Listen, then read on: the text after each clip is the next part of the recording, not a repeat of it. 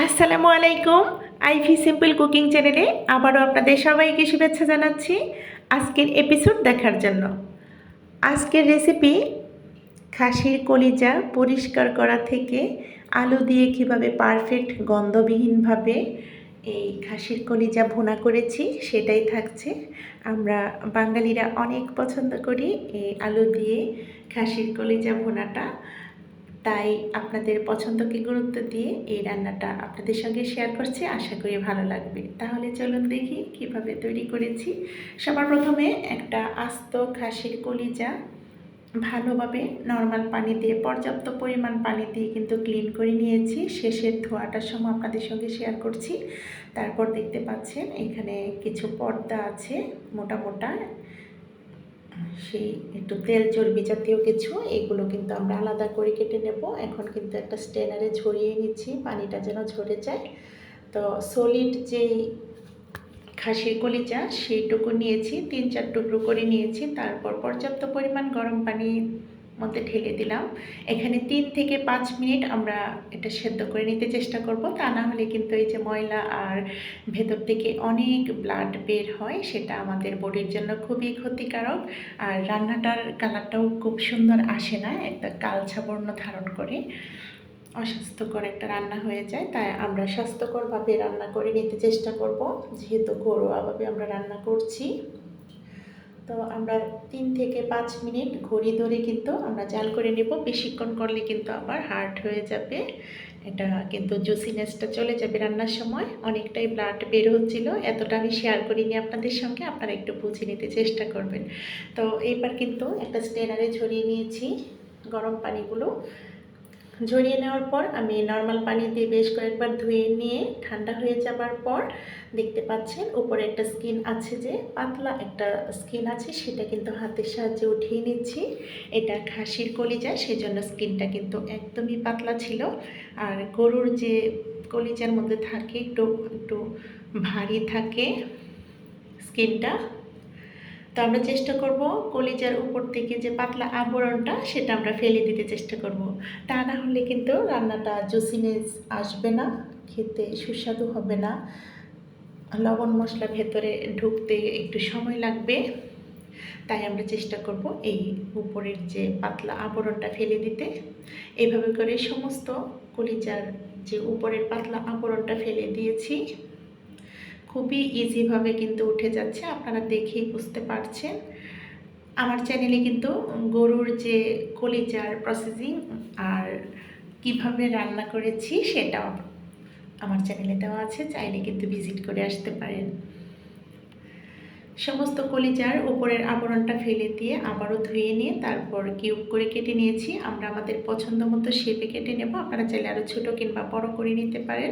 আমি medium size করে কেটে নিয়েছি। কেটে নেওয়ার পর আবারও একটু নর্মাল পানি দিয়ে ধুয়ে স্ট্রেনারে ঝরিয়ে দিয়েছি। আর এখানে আমি কিছু আলু নিয়েছি, কিউব করে কেটে নিয়েছি কলিজার মতো করে।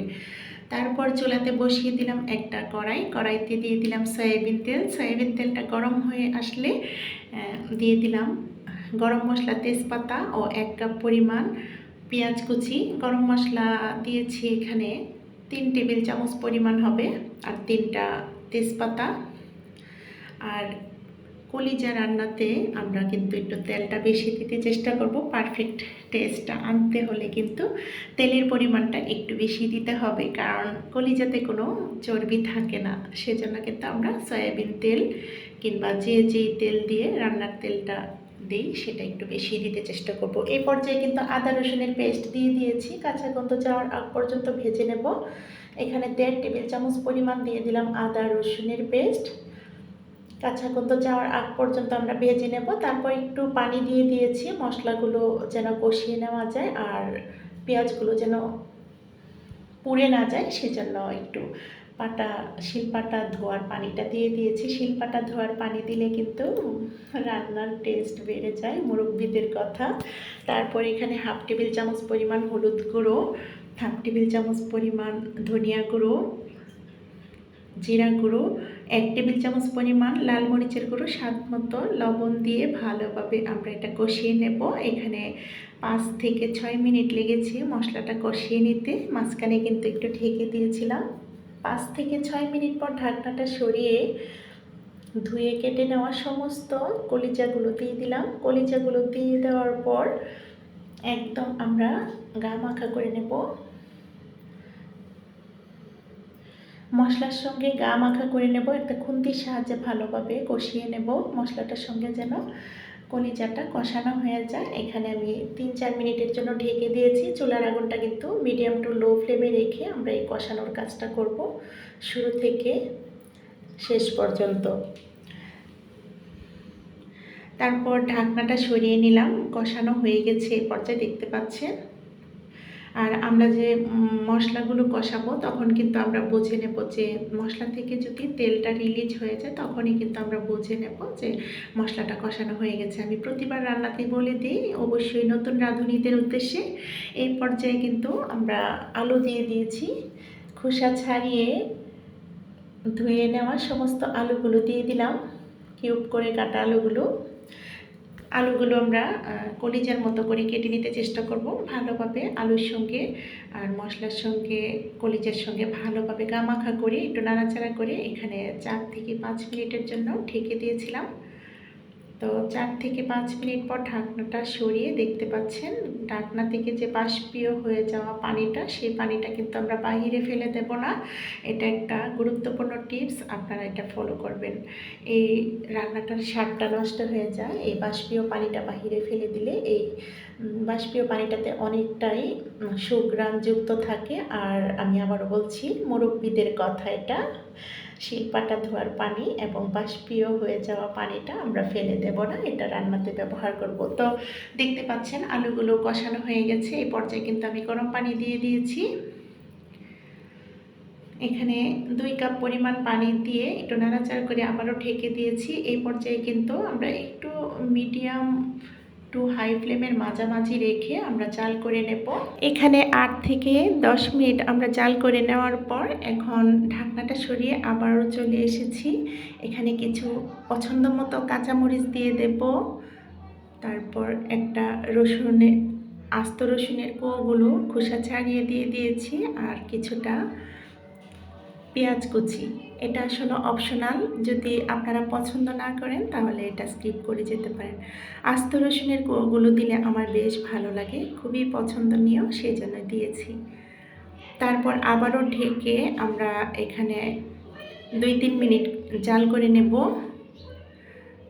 2 থেকে 3 মিনিট পর আবারও ঢাকনাটা সরিয়ে এই পর্যায়ে কিন্তু রান্নাটা শেষ পর্যায়ে কিন্তু এখন দিয়ে দিচ্ছি গরম মশলার গুঁড়ো। গরম মশলার গুঁড়োর সঙ্গে আমি এখানে স্টার এসেন্স ও কালো যে বড় এলাচ আছে না, সেটাও দিয়েছি। সেই গুঁড়ো মশলাটা দিয়ে আমরা 2 মিনিট জাল করে চুলার আগুন বন্ধ করে দেব। আলহামদুলিল্লাহ, রান্নাটা কমপ্লিট হয়ে গেছে। আর আমরা চেষ্টা করব কলিজা রান্না যেন ওভারকুক না হয়ে যায়। ওভারকুক হয়ে গেলে কিন্তু কলিজাটা একটু হার্ড হয়ে যেতে পারে এবং জুসিনেসটাও থাকবে না। তাই আমরা চেষ্টা করব কলিজা রান্নার সময় একটু অল্প সময় নিয়ে রান্নাটা কমপ্লিট করতে। আমার কিন্তু এখানে 20 থেকে 25 মিনিট সময় লেগেছে কলিজা ভুনাটা। এই সুস্বাদু কলিজা ভুনা রেসিপিটি আমরা রুটি, পরোটা, সাদা ভাত, পোলাও এবং খিচুড়ির সঙ্গেও সার্ভ করতে পারি। খুবই সুস্বাদু হয়েছিল। আপনারা যদি আমার ভিডিওটা ফলো করে রান্না করেন, আমি কথা দিচ্ছি এই রেসিপিটা এতটাই সুস্বাদু হবে, অন্য রান্নার চাইতে একটু ব্যতিক্রমী ছিল বটে। আমি কথা দিচ্ছি, আপনারা যদি এই রেসিপিটা তৈরি করেন কোনো বাজে কোনো স্মেল থাকবে না এবং খুবই সুস্বাদু হবে। একবার খেলে বারবারই খেতে ইচ্ছে করবে। তো এই ধরনের বাঙালিয়ানা সহজ রেসিপি পেতে চাইলে অবশ্যই লাইক, কমেন্ট, শেয়ার করবেন, চ্যানেলটাকে সাবস্ক্রাইব করবেন। এখন সিজন চেঞ্জ হচ্ছে, সেজন্য আমরা কিন্তু একটু স্বাস্থ্য সচেতন হব, বিশেষ করে ঘরের ছোট বাচ্চা এবং বয়স্কদের উপর বিশেষ যত্নশীল হব। তো আপনাদের সবার সুস্বাস্থ্য কামনা করে আজকের মতো ভিডিওটা এখানেই শেষ করব। সবাই ভালো থাকবেন, সুস্থ থাকবেন। আগামী ভিডিও দেখার আমন্ত্রণ রইল। আল্লাহ হাফেজ, আসসালামু আলাইকুম।